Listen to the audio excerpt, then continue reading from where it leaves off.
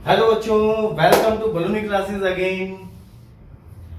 आज हम आगे बेटा वापस अपना सेकंड आर्टिकल लेकर, lecture third second article, physical quantities and their units.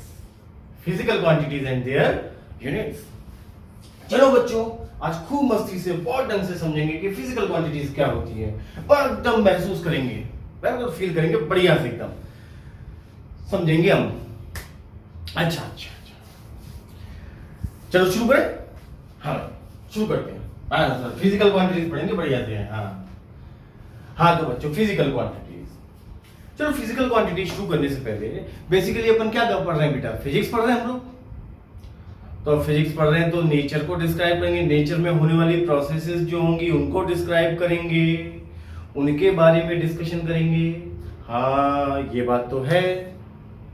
चलो, अब सपोज मैं आपसे बोलूं दो बच्चों से कि चलो बच्चों दौड़ लगाओ, चलो बच्चों दौड़ लगाओ।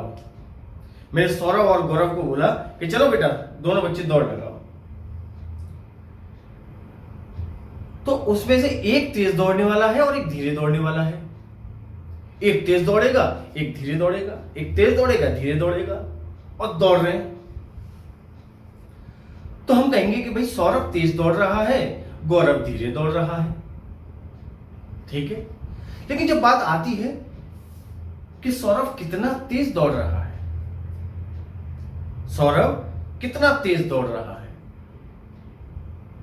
भाई ये तो हमें समझ आ रहा है कि सौरभ आगे निकल गया, गौरव पीछे रह गया। लेकिन अगर सौरभ आगे निकल गया तो हम ये कहेंगे हाँ भाई सौरभ तेज दौड़ रहा है, लेकिन सौरभ कितनी तेज दौड़ रहा है, ये बात एक्सप्लेन तो करनी पड़ेगी। उस चीज को एक्सप्लेन करने के लिए आपको रिक्वायरमेंट होगी स्पीड की। भाई कोई बात अगर आपको किसी को बतानी है, एक्सप्लेन करनी है, भाई मैं तो देख रहा हूं, चलो मैं तो तुम्हारी बात बच्चों मान लूंगा कि सर सौरभ तेज दौड़ रहा है और गौरव धीरे दौड़ रहा है, तो मैं तो मान लूंगा तुम्हारी बात। लेकिन अगर तुम किसी थर्ड पर्सन को बताओगे तो वो तुमसे पूछेगा भाई सौरभ कितनी तेज दौड़ा, गौरव से कितनी तेज दौड़ा, खुद सौरभ कितनी तेज दौड़ा, तो आपको क्या बताना पड़ेगा बेटा? स्पीड। आपको क्या बताना पड़ेगा? स्पीड। हाँ, ये बात तो है। अब मैं आपसे बोलूं कि बेटा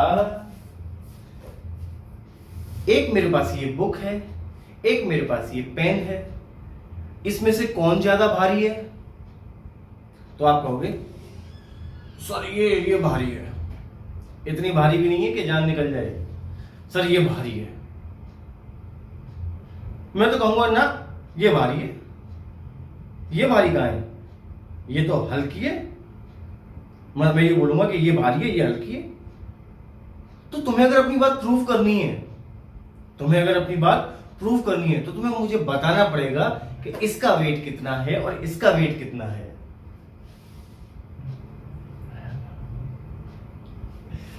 हाँ, ये बात है, यानी कि आपको वेट बताना पड़ेगा। अब आप किसी का वेट कर रहे हो, आप किसी का वेट कर रहे हो और आपने उससे कहा यार तुम कितनी देर हो गई, मैं तुम्हारा वेट कर रहा हूं, मैं बहुत देर से तुम्हारा वेट कर रहा हूं। तो वो पूछेगा तुम कितनी देर से वेट कर रहे हो भाई, तो तुम्हें बताना पड़ेगा ना, आपको टाइम बताना पड़ेगा, नहीं बताना पड़ेगा कि मैं इतनी देर से वेट कर रहा हूं, नहीं तो कोई आदमी मानेगा ही नहीं। आपको बताना पड़ेगा। अर्थ सन के चारों ओर रिवॉल्व करती है, अर्थ सन के चारों ओर रिवॉल्व करती है कितने टाइम में, एक रेवोल्यूशन कितने टाइम में रिवॉल्व करती है, टाइम बताना पड़ेगा। तभी नेचर को एक्सप्लेन कर पाओगे, तभी बता पाओगे कि एक ईयर में 12 मंथ है ना, तभी तो बता पाओगे। ऑब्वियस सी बात है,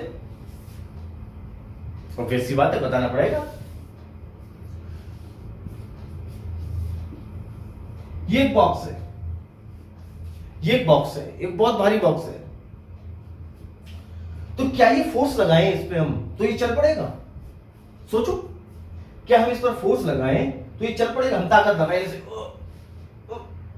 क्या गारंटी है चल पड़े? कोई गारंटी नहीं है, कोई गारंटी नहीं है। तो आपको ये डिफाइन, आपको अगर ये चलाना है तो आपको पता होना चाहिए कि मैं कितना फोर्स लगाऊं, मैं कितना फोर्स लगाऊं तब ये चलेगा। तो आपको ये पता होना चाहिए कि कितना फोर्स लगाया जाएगा, ठीक है ना? तो बच्चों मेरे कहने का जो मतलब है, जो मैं आपको बात बताना चाह रहा हूं, उस बात का मतलब ये है कि जब भी आप नेचर की प्रोसेसेस को एक्सप्लेन करने जाओगे, जब भी आप नेचर की प्रोसेस को एक्सप्लेन करने जाओगे, तो बच्चों आपको हर कदम पर आपको मेजरमेंट्स करने होंगे। आपको हर कदम पर क्या करने होंगे बेटा? मेजरमेंट्स करने होंगे। आपको हर कदम पर मेजरमेंट्स करने होंगे। और केल्विन नाम के एक साइंटिस्ट थे, केल्विन नाम के एक साइंटिस्ट थे, उन्होंने तो यहां तक कि कह दिया था, physics is the branch of measurements. Physics is that branch of science in which we have to done measurements, lots of measurements. Physics science की वो ब्रांच है जिसमें हमें मेजरमेंट करने पड़ेंगे अपनी बात को समझाने के लिए, अपनी बात को बताने के लिए अपने को मेजरमेंट करने पड़ेंगे। और आप देख भी रहे हो कि सर अपने को तो मेजरमेंट तो करना पड़ेगा, ये बात तो है भाई साहब, भाई जी ये बात तो है कि मेजरमेंट तो करना पड़ेगा। तो मेजरमेंट किसका मेजरमेंट करना पड़ेगा? स्पीड का, वेट का, टाइम का, फोर्स का, एक्सेलरेशन का, वेलोसिटी का, डिस्टेंस का, डिस्प्लेसमेंट का, इलेक्ट्रिक फील्ड का, मैग्नेटिक फील्ड का, इसका उसका, इन सब चीजों का। तो बच्चों फिजिक्स में हम जिन क्वांटिटीज का मेजरमेंट करते हैं नेचर को एक्सप्लेन करने के लिए, जिन क्वांटिटीज का मेजरमेंट करते हैं नेचर को एक्सप्लेन करने के लिए, वो क्वांटिटीज कहलाती हैं बच्चों फिजिकल क्वांटिटीज। वो सारी क्वांटिटीज क्या कहलाती हैं बच्चों? Physical quantities. आया मेरे बच्चों समझ में? यस। उन्हें हम क्या कहते हैं बेटा? Physical quantities. तो फिजिकल क्वांटिटीज वो होती हैं जिनको मेजर किया जा सकता है, किस चीज के लिए? लॉज ऑफ नेचर को एक्सप्लेन करने के लिए, नेचर के लॉज को एक्सप्लेन करने के लिए। बच्चों एकदम क्लियर हुआ या नहीं? दिल पे याद रख के बोलना, 100% क्लियर होनी चाहिए हर चीज। फिर भी अगर कोई डाउट रहता है तो आप पूछ सकते हो, ठीक है? चलो बच्चों, अब बात आती है कि हाँ सर फिजिकल क्वांटिटीज तो हैं, तो सर ऐसे तो बहुत सारी फिजिकल क्वांटिटीज हैं। हाँ बच्चों हैं तो सही बहुत सारी फिजिकल क्वांटिटीज, तो सर कैसे कैसे थोड़ा सा बताओ उनके बारे में, सर क्या है मतलब है ना? तो देखो बेटा, अगर हम डिपेंडेंसी की बात करें, तो डिपेंडेंसी की बात करें तो फिजिकल क्वांटिटीज टू टाइप्स की होती हैं। एक होती है फंडामेंटल क्वांटिटीज और एक होती है डिराइव्ड क्वांटिटीज। एक होती है फंडामेंटल और एक होती है डिराइव्ड। अब जैसे मैं आपसे पूछूं कि बेटा इस पॉइंट और इस पॉइंट के बीच की डिस्टेंस बताओ, इस पॉइंट और इस पॉइंट के बीच की डिस्टेंस बताओ। जैसे मान लो मैं इस पॉइंट से इस रास्ते पे गया, वैसे यहां पहुंच गया, ठीक है? एक लड़का यहां से सीधा यहां पहुंचा, एक लड़का यहां से सीधा यहां पहुंचा और एक लड़का ऐसे घूमता हुआ नाश्ता गाता हुआ यहां पहुंचा। तो आप कहोगे कि सर ये है डिस्टेंस।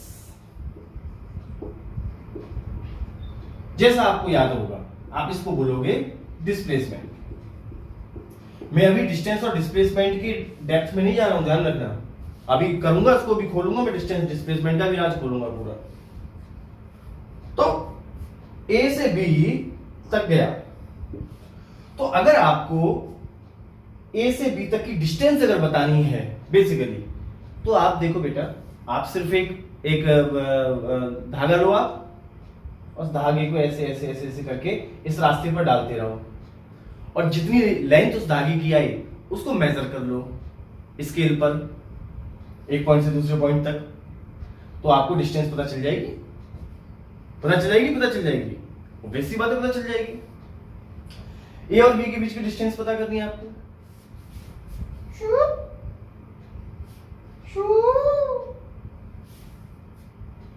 आ गया? सिर्फ आपने क्या किया, इंची टेप, मीटर स्केल लेकिन मेजर कर लिया, बड़े बड़े आराम से मेजर कर लिया। तो कहने का मतलब यह है कि जब भी आपको डिस्टेंस या डिस्प्लेसमेंट आपको बतानी है तो आपको क्या किसी दूसरी क्वांटिटी का सहारा लेना पड़ा? क्या आपको स्पीड बताने की, मतलब ऐसा कुछ हुआ कि अगर आप स्पीड नहीं बताओगे बेटा तो डिस्टेंस नहीं पता चलेगी? क्या ऐसा कुछ है? ऐसा तो कुछ नहीं है। आपको फोर्स पता होना चाहिए तभी डिस्टेंस बताओगे, क्या ऐसा कुछ है? ना, कुछ भी ना बता हो, आप डायरेक्टली रास्ता बताओ कौन से रास्ते से लगा गया है, आप सीधे उसकी डिस्टेंस बता सकते हो। आपको किसी दूसरी क्वांटिटी की हेल्प की जरूरत नहीं है। बोलो, कोई दूसरी फिजिकल क्वांटिटी की जरूरत पड़ी क्या? नहीं पड़ी। अगर मैं आपसे बोलूं कि मेरे बच्चों इस पेन का वेट बताओ, इस पेन का वेट बताओ, तो आपने कहा लाओ सर फिजिकल बैलेंस दो। फिजिकल बैलेंस मीन्स तराजू, जो सब्जी वाले जो तराजू यूज करते हैं ना, यहां रखा वो तराजू। आपने एक पेन में ये रखा, एक पेन में वेट रखा, आपने मेजर कर लिया। यानी कि आपको इसका मास अगर पता करना है तो मास पता करने के लिए क्या आपको किसी दूसरी क्वांटिटी की जरूरत पड़ी? ना, किसी दूसरी क्वांटिटी की जरूरत नहीं पड़ी आपको, बिल्कुल नहीं पड़ी। आप डायरेक्टली तराजू में रखोगे, तोल के बता दोगे साहब इसका इतना मास है, 100 ग्राम की है, 1 किलो 200 ग्राम की है, 250 ग्राम की है, सिंपल। अब मुझे पढ़ाते हुए कितनी देर हो गई तो मैं कैसे बताऊंगा? देखो, मैं देखता हूं, अभी देखो डायरेक्टली मैंने देखा 12 मिनट हो गए। तो क्या मुझे टाइम बताने के लिए स्पीड की जरूरत पड़ी, डिस्टेंस की पड़ी, फोर्स की, या किसी दूसरी क्वांटिटी की जरूरत पड़ी? नहीं पड़ी। डायरेक्टली घड़ी में से देखा और टाइम बता दिया। तो एक अच्छी बात देखो आप कि इन तीनों क्वांटिटीज को डिफाइन करने के लिए आपको किसी दूसरी क्वांटिटी की जरूरत नहीं पड़ रही है। जब भी मैंने आपसे कहा बच्चों बताओ कितनी देर हो गई, इतनी देर हो गई, बता बेटा तुम्हारी एज कितनी है, पूछूं बेटा कि तुम्हारी एज कितनी है, तो आप एज बताने के लिए क्या करोगे? सर मैं 2005 में हुआ था। हाँ बेटा। सर 2020 चल रही है। हाँ बेटा। तो बताओ तुम कितने इयर्स के हुए, तुम्हारी एज क्या हुई? सर 2020 माइनस 2005, सर मैं 15 इयर्स का हो गया। क्या तुम्हें स्पीड की जरूरत पड़ी? मैंने पूछा तुमसे तुम कितनी तेज दौड़ पाते हो, तो अब तुम्हारी स्पीड एज बताएंगे ना? क्या स्पीड से पता करती है एज का? ना, सीधे आपने करंट ईयर में से जब जिस दिन तुम पैदा हुए थे वो वाली साल घटा दी, 15 साल तुम्हारी एज आ गई। तो यानी कि बेटा कहने का मतलब ये है कि फंडामेंटल क्वांटिटीज वो क्वांटिटीज होती हैं जिनके बारे में, फंडामेंटल क्वांटिटीज वो क्वांटिटीज होती हैं बच्चों जिनके बारे में अगर हम डिस्कशन करें, जिनके साथ डील करें, है ना, जिनके साथ डील करें, जिनको यूज करें, तो उनको यूज करते समय हमें दूसरी क्वांटिटी की आवश्यकता ना हो। ऐसा नहीं है कि जब तक दूसरी क्वांटिटी और कोई हमें पता नहीं चलेगी तो हम इसको एक्सप्लेन नहीं कर पाएंगे। तो फंडामेंटल क्वांटिटीज हमारी हो गई बेटा, फंडामेंटल क्वांटिटीज हमारी वो क्वांटिटीज हो गई, those quantities which do not depends on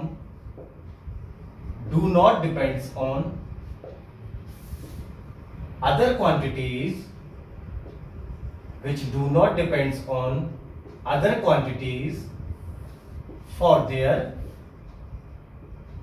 explanation। उन क्वांटिटीज को एक्सप्लेन करने के लिए हमें दूसरी क्वांटिटीज की जरूरत ना हो। ऐसी क्वांटिटीज बच्चों कहलाती हैं फंडामेंटल क्वांटिटीज। ऐसी क्वांटिटीज कहलाती हैं fundamental quantities. For example mass, length, time etcetera. ये ऐसी क्वांटिटीज हैं बेटा जिनको एक्सप्लेन करने के लिए हमें अदर किसी क्वांटिटी की नेसेसिटी नहीं होती, कोई आवश्यकता नहीं होती। ये फंडामेंटल क्वांटिटीज हो गई। दूसरी होती है बेटा डिराइव्ड क्वांटिटीज, दूसरी होती है डिराइव्ड क्वांटिटीज। समझ गए होंगे बेटा, those quantities which depends on other quantities, which depends on other quantities for their explanation या for their definition। ऐसी क्वांटिटीज जिनको डिस्क्राइब करने के लिए हमें अदर क्वांटिटीज की जरूरत पड़े, ऐसी क्वांटिटीज बच्चों कहलाती हैं डेराइव्ड क्वांटिटीज। ऐसी क्वांटिटीज कहलाती हैं डेराइव्ड क्वांटिटीज। जैसे फॉर एग्जांपल स्पीड। अगर आपको किसी की स्पीड बतानी है, सपोज मैंने कहा कि बच्चों मेरी स्पीड है 45 मीटर पर सेकेंड, 45 मीटर पर सेकेंड। तो बेटा स्पीड को डिफाइन करने के लिए 45 मीटर पर सेकेंड अगर मुझे स्पीड डिफाइन करनी है, तो इसको डिफाइन करने के लिए मैंने आपको क्या बताया, मैंने टाइम और डिस्टेंस का सहारा लिया। स्पीड को डिफाइन करने के लिए मैंने किसका सहारा लिया, टाइम और स्पीड का, टाइम और डिस्टेंस का। क्योंकि बिना टाइम और डिस्टेंस के मैं स्पीड को डिफाइन ही नहीं कर सकता। आप सोचो अगर आपको टाइम और डिस्टेंस ना पता हो तो क्या आप स्पीड बता सकते हो? बता नहीं बता सकते मेरे बच्चों, नहीं बता सकते। देखो ये 45 मीटर पर सेकंड स्पीड का मतलब क्या है, वो ये कह रहा है कि जो सर हैं ये 1 सेकंड में, अगर मैं दौड़ रहा हूं 45 मीटर पर सेकंड की स्पीड से और मैं स्पीड को डिफाइन करूं अपनी कि देखो बच्चों मेरी स्पीड देखो, समझो 45 मीटर पर सेकंड, यानी कि हर 1 सेकंड में मैं कितना दौड़ रहा हूं, 45 मीटर। हर 1 सेकंड में कितना दौड़ जाता हूं, 45 मीटर। तो मुझे स्पीड बताने के लिए टाइम और डिस्टेंस दोनों की जरूरत पड़ी। मुझे बताना पड़ा कि बच्चों मैं इतनी देर में इतना दौड़ता हूं, तभी तो आप स्पीड बताओगे। अगर आपके पास कोई दूसरा तरीका हो स्पीड को डिफाइन करने में जिसमें आप टाइम और डिस्टेंस ना बता पाओ, टाइम और डिस्टेंस की जरूरत ना पड़े, तो बेटा मुझे बताना जरूर, तुम्हारी डिस्कवरी निकलवा देंगे, साइंटिस्ट बनवा देंगे। समझ आया ना ये स्पीड। तो स्पीड को डिफाइन करने के लिए अपने को अदर क्वांटिटीज की जरूरत पड़ी, डिस्टेंस की जरूरत पड़ी मीटर के इतने मीटर, टाइम की जरूरत पड़ी कि भाई 1 सेकंड में 45 मीटर। तो कैसी क्वांटिटी हो गई, डिराइव्ड है कि नहीं, डिराइव्ड क्वांटिटी हो गई। जैसे फोर्स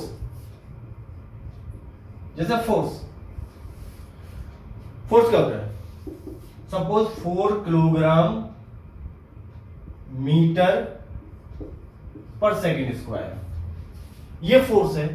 अब ये फोर्स मुझे डिफाइन करना है कि फोर्स कितना है। तो मैं बेटा मुझे क्या करना पड़ेगा इसके लिए, मैं ऐसे डिफाइन करूंगा कि बच्चों 4 किलोग्राम मीटर फोर्स का मतलब ये है कि उतना फोर्स जो 4 केजी की बॉडी में, जो 4 केजी की बॉडी में 1 मीटर, भाई 4 किलोग्राम मीटर पर सेकेंड को मैं ऐसे लिख सकता हूं 4 किलोग्राम इंटू 1 मीटर पर सेकेंड स्क्वायर। बोलो ऐसे लिख सकता हूं कि नहीं, ऐसे लिख सकता हूं कि नहीं, ठीक है। तो अब मुझे ये फोर्स डिफाइन करना है। तो ये फोर्स कैसे डिफाइन करते हैं, देखो कि 4 किलोग्राम की बॉडी को 1 मीटर पर सेकेंड स्क्वायर का एक्सेलरेशन प्रोवाइड करने में, 4 किलोग्राम की बॉडी को 1 मीटर पर सेकेंड स्क्वायर का एक्सेलरेशन प्रोवाइड करने में जितना फोर्स लगेगा वो फोर्स कहलाएगा 4 किलोग्राम मीटर पर सेकेंड स्क्वायर। 4 किलोग्राम मीटर पर सेकेंड स्क्वायर, और किलोग्राम मीटर पर सेकेंड स्क्वायर को हम बोलते हैं न्यूटन। तो हम इसको ऐसे भी बोल सकते हैं 4 न्यूटन। यहां बात ये नहीं है कि मैं फोर्स डिस्क्राइब कर रहा हूं, यहां बात ये है कि मुझे अगर फोर्स डिस्क्राइब करना है तो मुझे अदर क्वांटिटीज की जरूरत पड़ेगी, और अगर किसी क्वांटिटी को डिस्क्राइब करने के लिए हमें अदर क्वांटिटीज की जरूरत पड़े, उनकी आवश्यकता हो, तो ऐसी क्वांटिटीज कहलाती हैं बच्चों डिराइव्ड क्वांटिटीज। ऐसी क्वांटिटीज क्या कहलाती हैं? Derived quantities. बच्चों बात समझ आई ना? जो कुछ है बेटा अपनी लैंग्वेज में फटाफट से नोट करो, फिर आगे बढ़ते हैं ना। स्क्रीन पॉज कर लिया करो जब भी नोट करना हुआ ग्रे बोर्ड पे।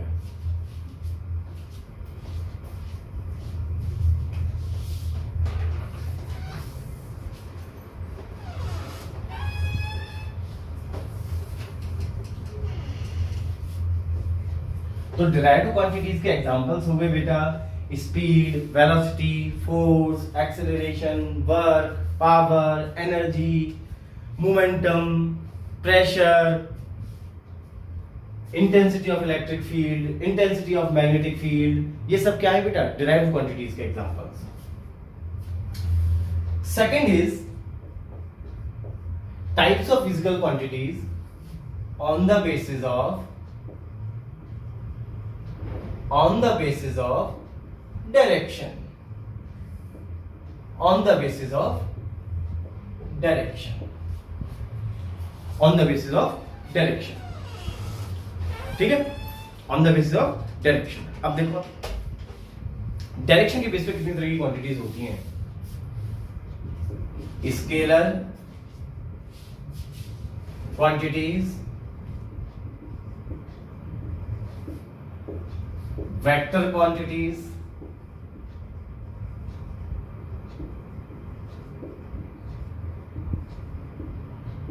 and third tensor quantities, and third are tensor quantities, scalar quantities, vector quantities and third tensor quantities। ठीक है बेटा, चलो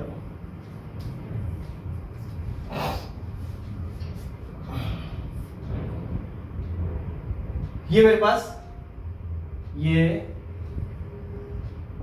एक मेरे पास वो है कोई भी कंटेनर है मेरे पास, ये कंटेनर है बच्चों, ठीक है? इसमें सपोज मैंने बिल्कुल ऊपर से बिल्कुल सीधे ऐसे करके यूं मैंने इसमें 2 लीटर पानी डाल दिया, इसको 2 लीटर पानी से भर दिया, 2 लीटर पानी से भर दिया इसको मैंने।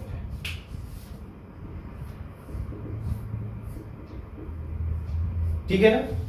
फिर मैंने क्या किया, 1 लीटर पानी ऐसे डाल दिया तिरछा, 1 लीटर पानी ऐसे डाल दिया तिरछा, और भर गया। ठीक है, बोलो। मतलब 1 लीटर पानी मैंने ऐसे पाइप लिया और पाइप में से ऐसे करके इस डायरेक्शन में पानी डाला, ऊपर से मैंने पाइप लिया और बिल्कुल सीधा ऐसे कर दिया, तो ऊपर से ऐसे पानी गिरा 2 लीटर। ठीक है, फिर मैंने क्या किया, ऐसे पाइप लगा दिया तो इससे पानी आने लगा, ऐसे मैंने भरा इसमें 3 लीटर पानी, तो 3 लीटर पानी मैंने ऐसे भरा, 2 लीटर पानी मैंने पाइप ऐसे कर लिया था, पानी आ रहा था उसमें से, और 1 लीटर मैंने ऐसे तिरछा। अब मैंने आपसे पूछा, बेटा बताओ इस बर्तन में कुल कितने लीटर पानी है, कुल कितने लीटर पानी? तो आप बोलोगे सर इसमें कौन सी बात है सर, इसमें क्या बात है सर, 3 + 2 + 1 सर 6 लीटर हो गया, तो 6 लीटर हो गया। सही बात है, 6 लीटर हो गया, इसमें क्या दिक्कत है? बिल्कुल सही आंसर है। अब आप इसको ईस्ट में ले जाओ, वेस्ट में ले जाओ, नॉर्थ में ले जाओ, साउथ में ले जाओ, ऊपर ले जाओ चाहे नीचे ले जाओ, कितनी डायरेक्शन होती है अपनी? 6 डायरेक्शन होती है ना। ए भाई जरा देख के चलो, आगे ही नहीं पीछे भी, दाएं ही नहीं बाएं भी, ऊपर ही नहीं नीचे भी। ए भाई, तो 6 डायरेक्शन है। इस पानी को 6 डायरेक्शन में से कहीं भी ले जाओ आप, क्या ये कहेगा कि सर और मैं नॉर्थ में जा रहा हूं, मेरा वॉल्यूम बढ़ना चाहिए, अरे मैं साउथ में जा रहा हूं, मेरा वॉल्यूम बढ़ना चाहिए, कम होना चाहिए? 6 लीटर तो 6 लीटर ही रहेगा ना, चाहे आप नॉर्थ में ले जाओ, चाहे ईस्ट में ले जाओ, चाहे साउथ में ले जाओ, चाहे वेस्ट में ले जाओ, चाहे छत पे रख दो, चाहे जमीन में गाड़ दो, 6 लीटर रहेगा। सिंपल सी बात है, कोई दिक्कत नहीं। अच्छा ये मेरे पास टुकड़ा है, दूसरा एग्जांपल समझते हैं। मेरे पास एक टुकड़ा है, ये ब्लॉक है, मेरे पास एक पत्थर है मेरे पास, इसका मास है 5 kg। मैंने क्या किया, मैंने इसमें 2 kg का एक पत्थर और ऐड कर दिया। बताओ टोटल मास कितना होगा? 7 kg। बच्चे सोच रहे होंगे टीचर पागल हो गया, तो क्या पढ़ा रहा फालतू के ये। अरे देखो तो सही, अभी 7 kg ये वाला ब्लॉक है। मैंने क्या किया इस बार, चलो 7 kg, मैंने क्या किया 2 kg को पीछे रख दिया।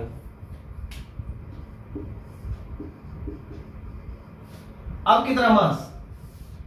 आप कहोगे बच्चों कि सर मत पकाओ, 7 kg। हाँ सही बात है।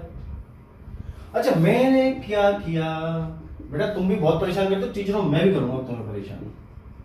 5 kg के ऊपर रख दिया मैंने 2 kg, 5 kg के ऊपर रख दिया 2 kg। बताओ बच्चों इसका मास कितना होगा? आप बोलोगे सर 7 kg। कोई फर्क नहीं पड़ता, किसी भी डायरेक्शन में रखो, 2 को इधर रखो चाहे 5 को इधर रखो, सर डायरेक्शन से कोई फर्क नहीं पड़ रहा, सर डायरेक्शन से कोई फर्क नहीं पड़ रहा, सर डायरेक्शन से कोई फर्क नहीं पड़ रहा। यही तो मैं कह रहा हूं, यही बात तो एग्जैक्टली मैं बोल रहा हूं बेटा, कि ऐसी क्वांटिटीज जिनको डील करने के लिए डायरेक्शन की जरूरत ही ना पड़े, ऐसी क्वांटिटीज जिनको डील करने के लिए डायरेक्शन की जरूरत ही ना पड़े, उन क्वांटिटीज को कहते हैं स्केलर क्वांटिटीज। अब रो मत, तो स्केलर क्वांटिटीज क्या हो गई? अब आपसे पूछे कोई और डिफाइन कर भाई स्केलर क्वांटिटी क्या होती है, तो आप बोलोगे देख भाई सिंपल, जिसको ऐड कर सके सब्ट्रैक्ट कर सके, जिसके साथ डील करने में, जिनको कैलकुलेट करने में, जिनको मेजर करने में हमें डायरेक्शन की कोई जरूरत ना हो। भाई मैं 2 किलोग्राम के पत्थर को ईस्ट में फेंक दूं, अब भी 2 का रहेगा, वेस्ट में फेंक दूं, अब भी 2 का रहेगा, ऊपर फेंक दूं तब भी 2 का ही रहेगा, है ना? कैसे भी कर लो आप, कुछ भी कर लो इनके साथ, ये तो नहीं रहेंगे। सिंपल जैसे अपन ऐड सब्ट्रैक्ट करते हैं वैसे ही रहेगा मामला। तो ऐसी क्वांटिटी जिनको डिफाइन करने के लिए हमें डायरेक्शन की जरूरत ना हो, उन्हें हम कहते हैं स्केलर क्वांटिटीज। लेकिन मेरे बच्चों आगे मेरी बात को पहले बताओ, ये समझ में आया? ये आया समझ में? चलो लिखो अपनी अपनी लैंग्वेज में लिखो स्केलर क्वांटिटीज कैसे कहते हैं, लिखो अपनी लैंग्वेज में लिखो। एग्जांपल मैं बता रहा हूं उसके।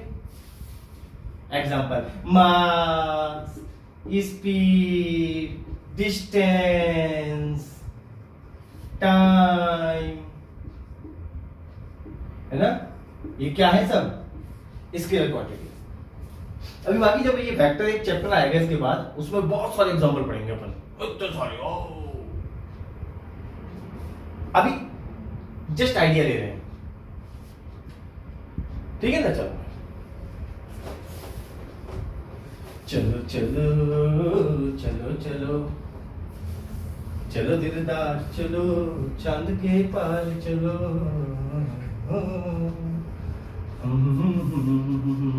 आ जाओ बच्चों, वापस आ जाओ, चलो बहुत मस्ती हो गई, बहुत उदमबाजी हो गई तुम्हारी, पूरा टाइम मस्ती मस्ती मस्ती मस्ती। अच्छा एक बात बता, सच सच बता, झूठ नहीं बोलना बेटा, कसम माँ भवानी की, भद्रकाली की कसम है, झूठ नहीं बोलना, ठीक है ना? जय भद्रकाली, झूठ नहीं बोलना बिल्कुल। ये ब्लॉक रखा है, एक बक्सा रखा हुआ है, ये कार है, चलो बक्सा नहीं है, ये कार है, तो कार को घुमा के लाते हैं आज, ऐसी कार है ये, ठीक है? अब इस कार को चलाने के लिए जो रिक्वायर्ड फोर्स है,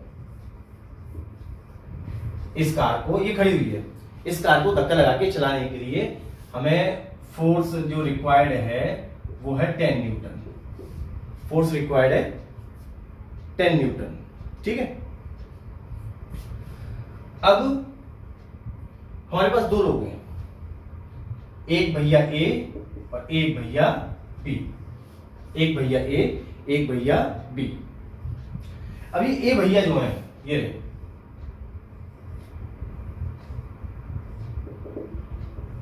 ए भैया इस पे इधर फोर्स लगाते हैं, ठीक है, और बी भैया ये इस पे इधर फोर्स लगाते हैं, दोनों इस कार में फोर्स लगा रहे हैं। ये भैया फोर्स लगा रहे हैं आपके 8 न्यूटन का, और ये भैया फोर्स लगा रहे हैं 4 न्यूटन का। अब मुझे अपने कॉमन सेंस से बताओ, कार चलेगी या नहीं? कार चलेगी या नहीं? बता, कितना फोर्स चाहिए चलाने को? 10 न्यूटन। ये भैया कितना फोर्स लगा रहे हैं? 8 न्यूटन। ये भैया कितना फोर्स लगा रहे हैं? 4 न्यूटन। ठीक है, लगा रहे हैं फोर्स। तो फोर्स कितना है? देखो, 8 न्यूटन ये लगा रहे हैं, 4 न्यूटन ये लगा रहे हैं। चाहिए कितना? 10 न्यूटन। मतलब 10 न्यूटन से ज्यादा फोर्स हो जाएगा तो चल जाएगी, ये बात तो है ही है। अब बताओ ये कार चलेगी कि नहीं चलेगी? बता दो आज, भूल जाओ आज सारी बंदिशें, बता दो इसका आंसर, बता दो। भद्रकाली, जय भद्रकाली के नाम लो, बताओ।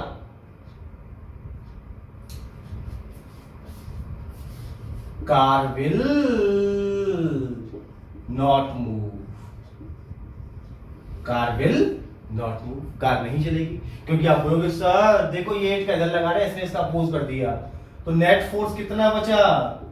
4 न्यूटन ही तो बचा, चाहिए था 10 न्यूटन। कार नहीं चलेगी। हाँ, तो क्या करें? करें क्या? कार को लाओ, हमारे पास लाओ, हम बताते क्या करें। ये लाओ, ये लाओ, ये कार हो गई। दोनों भैयों से कहो ऐसे फोर्स लगाए, दोनों भैयों से कहो ऐसे फोर्स लगाए, एक ही तरफ, एक ही तरफ, ऋतिक रोशन की तरह, एक ही तरफ। 8 न्यूटन, 4 न्यूटन। अब बताओ कार चलेगी कि नहीं चलेगी? कार चल गई, कार चल गई, कार चल गई। 10 न्यूटन चाहिए था, हमने कितना लगा दिया? 12। चाहिए कितना था? 10, वो कितना गया? 12। कार चलेगी। तो नेट फोर्स कितना रहा यहां पर? 12 न्यूटन। नेट फोर्स कितना रहा? 12 न्यूटन। हाँ, ये बात तो है जी, ये बात तो सही है। ओ, समझ गए सर क्या पढ़ाना चाह रहे हो हमें यार। अब देखो फोर्स के लिए, यहां भी 8 न्यूटन और 4 न्यूटन, यहां पे फोर्स कितना? 4 न्यूटन। यहां भी 8 न्यूटन और 4 न्यूटन था, लेकिन यहां पर रिजल्ट कितना मिला? 12 Newton. Although the forces are same, but why the results are different? हाँ, ये बात तो है, फोर्सेस तो सेम थे, 8 और 4, यहां भी 8 और 4, लेकिन इसमें रिजल्ट मिल रहा है 4 न्यूटन, इसमें रिजल्ट मिल रहा है 12 न्यूटन। तो एक बच्चा खड़ा होकर बोला सर इसमें दोनों फोर्स अपोजिट डायरेक्शन में लग रहे थे, इसमें दोनों सेम डायरेक्शन में लग रहे हैं। इसका मतलब फोर्स एक ऐसी क्वांटिटी है जिसमें डायरेक्शन बदल दें तो फोर्स के इफेक्ट बदल जाते हैं। यानी कि फोर्स को डिफाइन करने के लिए अपने को डायरेक्शन की जरूरत पड़ेगी। ऐसा नहीं है कि इस कार को, एक कार है, इस कार को चलाने के लिए एक पहलवान ने इधर फोर्स लगा दिया 1000 न्यूटन, 1000 न्यूटन दूसरे पहलवान ने लगा दिया, तो क्या कार चलेगी? नहीं। आपको डायरेक्शन बतानी पड़ेगी कि पहलवान जी दोनों लोग इसी में लगा दो डायरेक्शन इस तरफ, तब चलेगी कार। तो इनके सामने से तुम धक्का दे, इधर से मैं धक्का दे रहा हूं, क्या कार चलेगी? नहीं चलेगी।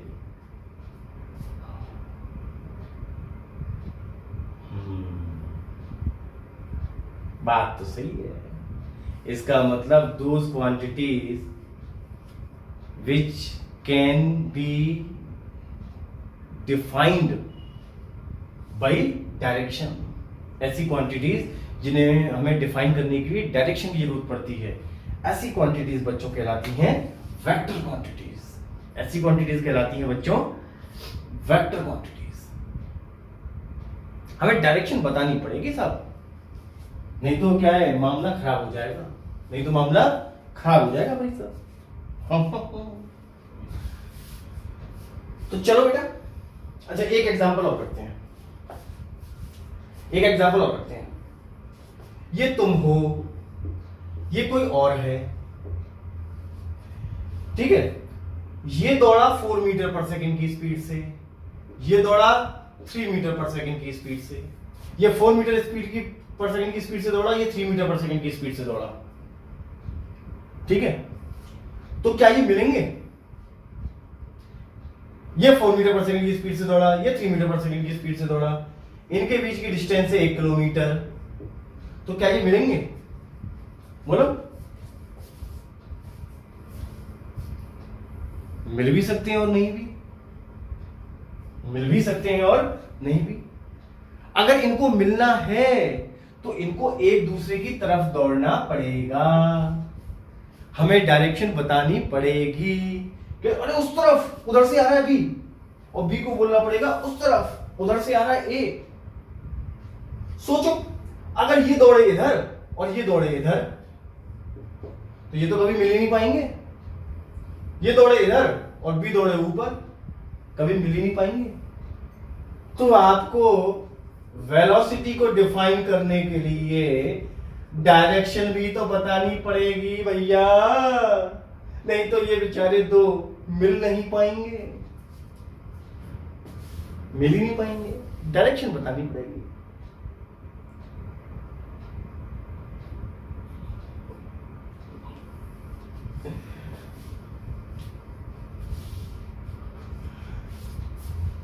बेटा ऑनलाइन स्टडीज में ये बड़ा टफ सिचुएशन होती है कि बोरियत होती है। तो अपन मस्ती कर करके नहीं पढ़ेंगे ना बेटा, तो अपन बोर हो जाएंगे।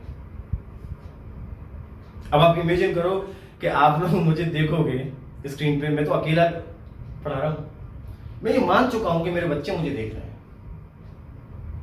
इमेजिन कर लिया मैंने, ठीक है ना। तो थोड़ी सी अपने को मस्ती करनी पड़ेगी, रिफ्रेश करना पड़ेगा। ये ध्यान रखिए, आपके लिए चैलेंज है कि आपको इस बोरियत से बाहर निकलना है ऑफलाइन में, ठीक है ना। हाँ, और बिल्कुल निश्चित रहे बेटा, आप बलूनी क्लासेस में पढ़ रहे हैं और बलूनी क्लासेस आपको बेस्ट टीचर प्रोवाइड करेगी, गारंटेड। बेस्ट फैकल्टी आपको मिल रही है इस पूरे रीजन में। बलूनी क्लासेस से अच्छी फैकल्टी नहीं है बेटा, ये ध्यान रखना, गारंटेड। आज इसीलिए तो इतनी बढ़िया कोचिंग है, इसीलिए हम लोग 15-15 साल से लगातार काम कर रहे हैं, क्योंकि यहां पर सिर्फ एक फोकस होता है कि आपको बच्चे का ध्यान रखना है, आपको बच्चे को पूरा एक्सप्लेन करना है, और ये हमारी रेस्पॉन्सिबिलिटी है। और आपकी रेस्पॉन्सिबिलिटी है ढंग से मेहनत करना, रगड़ के। एक बार मेहनत कर लिए ना बेटा, ये 3-4 साल पूरी लाइफ ऐसी निकलेगी, मजेदार, बहुत मजा आता है बेटा। पढ़ना लाइफ का इतना बढ़िया काम है कि दिन भर घर पे पढ़ाई करो और घर वाले प्यार और करते हैं, और आपकी चीजें, आपकी डिमांड्स भी पूरी होती हैं।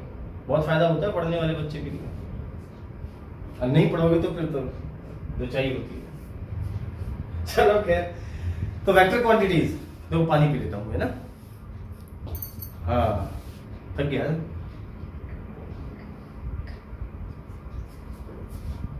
Vector quantities are those quantities जिनको डिफाइन करने के लिए अपने को किसी जरूरत पड़ती है बेटा, डायरेक्शन की, ठीक है ना।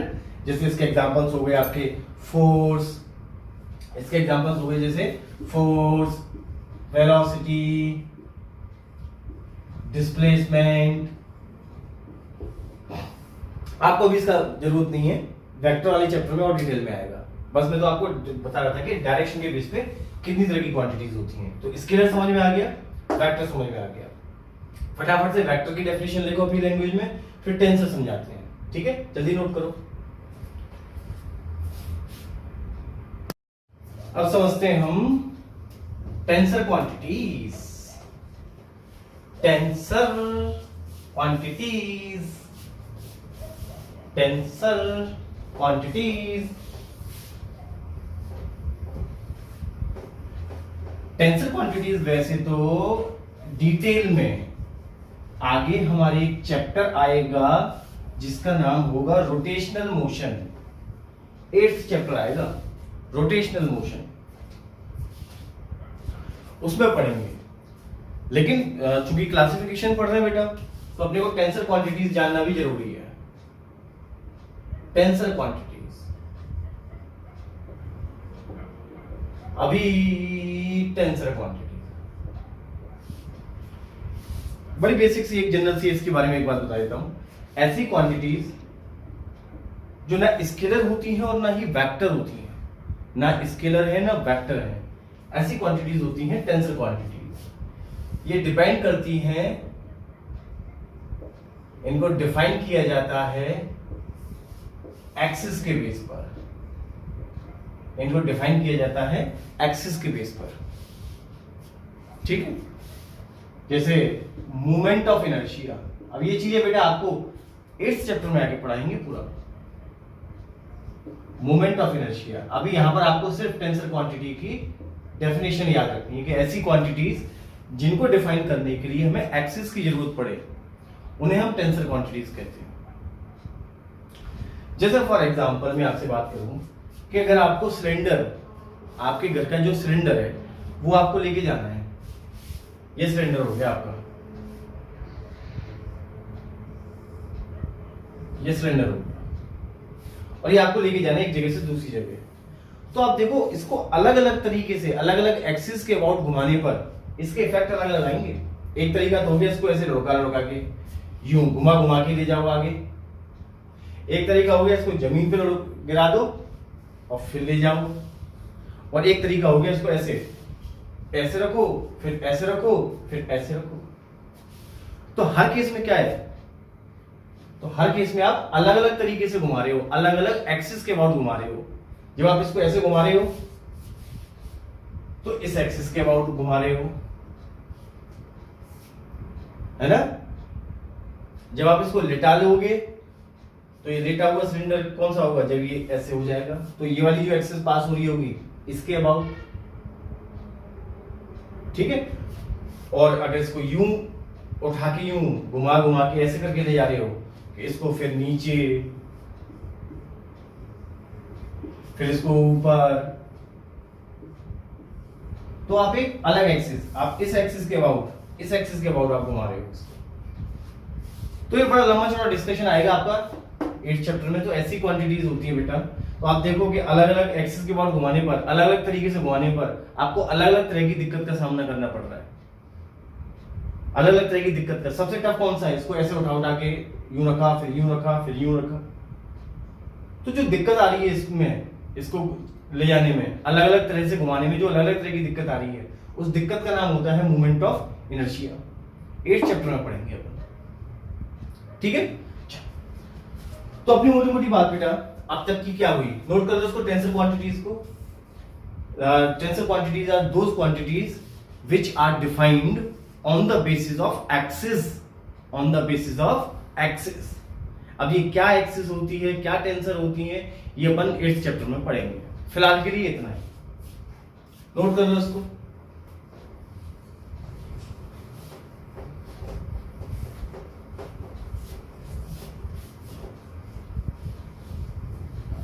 तो थोड़ा सा बेटा एक नजर मार लेते हैं कि हमने अब तक क्या क्या पढ़ लिया।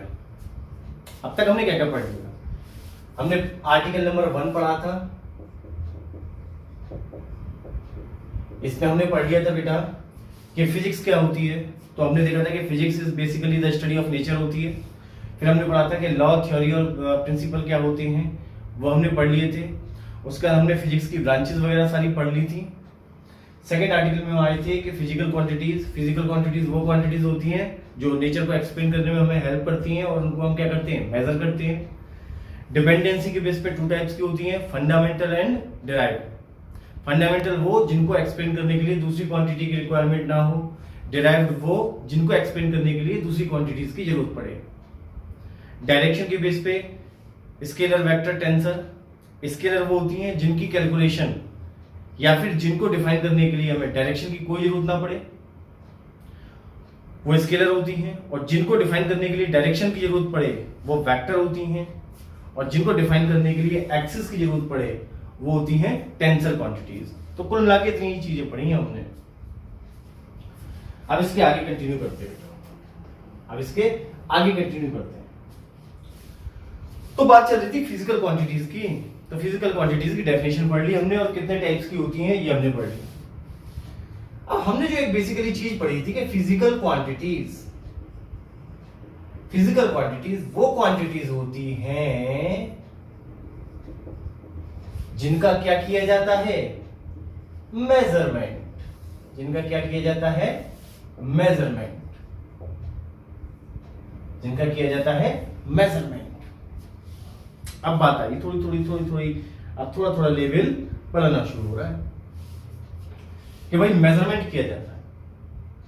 और किसी भी चीज के मेजरमेंट को हम बोलते हैं, एक टर्म देते हैं मैग्नीट्यूड। क्या देते हैं, मैग्नीट्यूड। जैसे मुझसे पूछा जाए कि भाई तुम्हारा वेट कितना है, तो मैंने कहा कि भाई मेरा वेट है 75 केजी। मेरा वेट है 75 केजी। 75 केजी। तो ये जो 75 केजी मैंने लिखा ना बेटा, पूरा होल, ये कहलाता है पूरा मैग्नीट्यूड। इस पूरे को बोलते हैं मैग्नीट्यूड। जैसे किसी भी रॉड की, किसी भी चीज की हमें लेंथ पूछ रहा है, तो हमने कहा कि लेंथ इज 10 मीटर।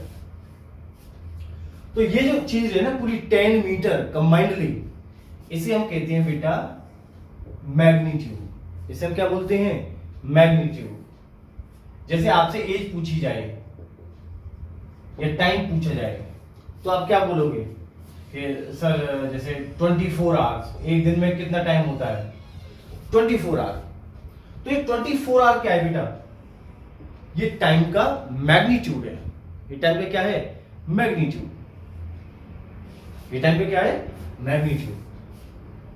अच्छा, तो आप देखोगे, आप एक चीज पाओगे कि मैग्नीट्यूड में आपको, मान लो मैग्नीट्यूड को मैं क्यू से रिप्रेजेंट करता हूं, मान लो मैग्नीट्यूड को मैं क्यू से रिप्रेजेंट करूं, तो मैग्नीट्यूड में आपको दो चीजें दिखाई देंगी।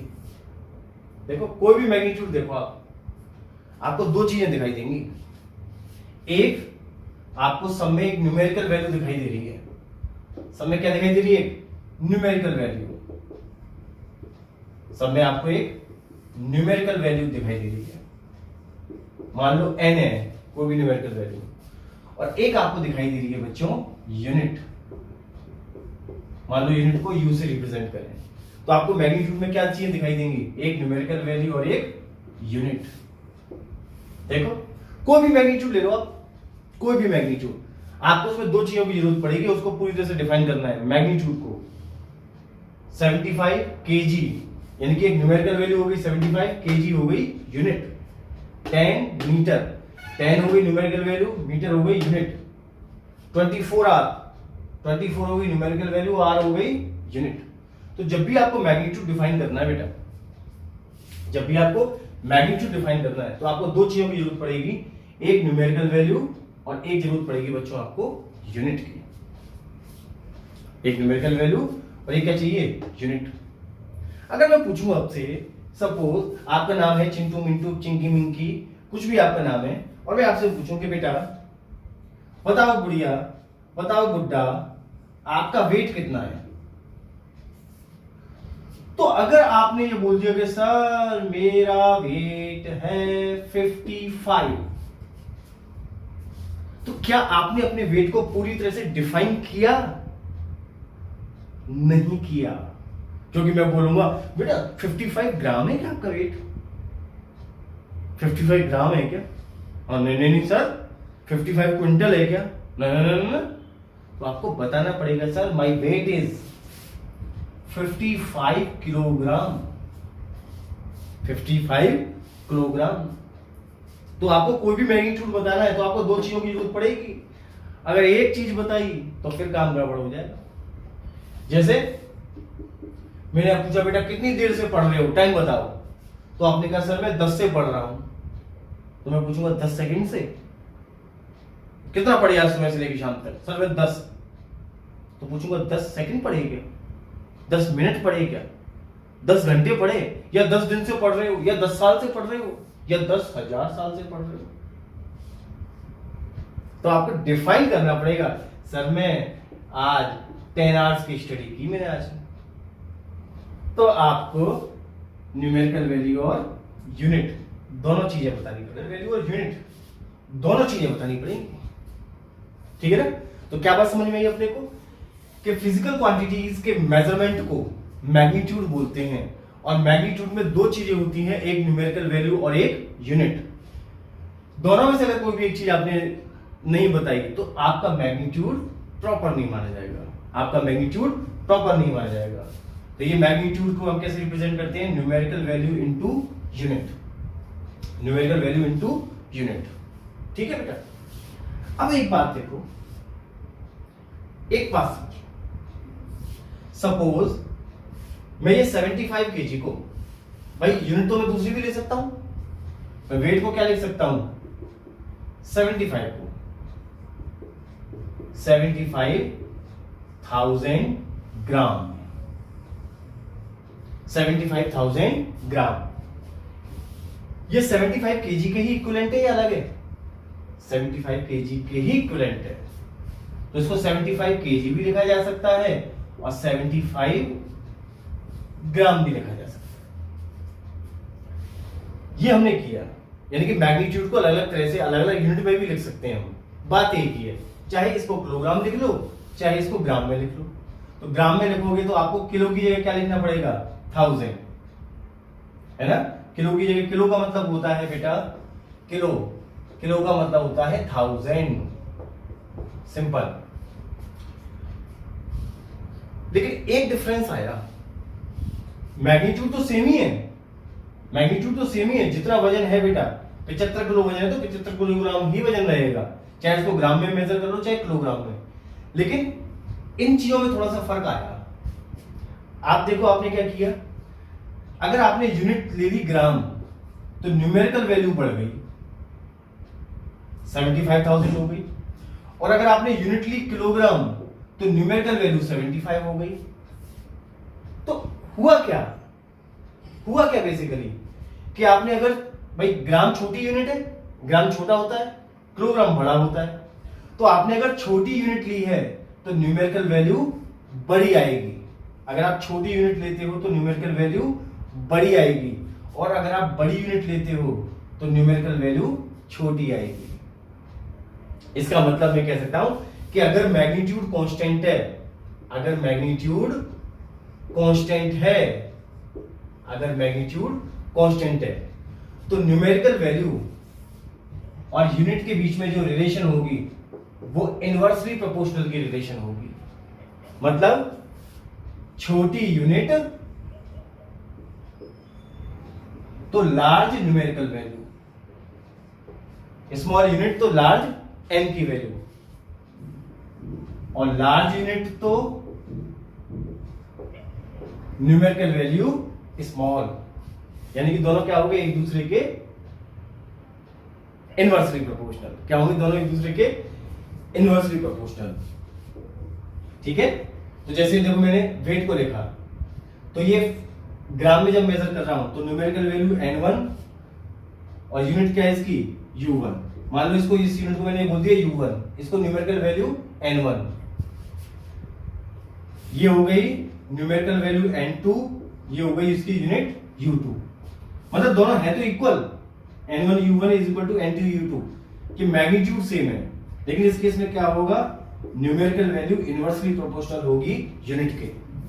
मतलब छोटी यूनिट लोगे तो न्यूमेरिकल वैल्यू ज्यादा आएगी, बड़ी यूनिट लोगे तो न्यूमेरिकल वैल्यू छोटी आएगी। ठीक है बेटा, समझ में आया कि मैग्नीट्यूड को कैसे रिप्रेजेंट करते हैं? जैसे आप 1 मीटर को क्या लिख सकते हो? 100 सेंटीमीटर। तो देखो आपने बड़ी यूनिट ली मीटर तो न्यूमेरिकल वैल्यू 1 आई, और छोटी यूनिट ली सेंटीमीटर तो न्यूमेरिकल वैल्यू बढ़ के कितनी होगी? 100। ये मान लो n1 ये U1 1 हो गया N1 मीटर हो गया U1, 100 हो गया N2 न्यूमेरिकल वैल्यू सेकंड और सेंटीमीटर हो गई U2 मतलब second unit U2 second numerical value N2 है बराबर, लेकिन रिलेशन कैसी है इनके बीच में, समझ आया बच्चों? अब जो भी कुछ मैंने पढ़ाया बेटा इस सबको अपनी लैंग्वेज में बना के बढ़िया से लिखो, ठीक है? अपनी लैंग्वेज में बना के बढ़िया से लिखो और फिर अपन नेक्स्ट लेक्चर में शुरू करेंगे यूनिट्स। क्या शुरू करेंगे? यूनिट्स। तब तक के लिए शुभ रात्रि, शब्बा खैर, बाय बाय, टाटा, खुदा हाफिज, गुड बाय।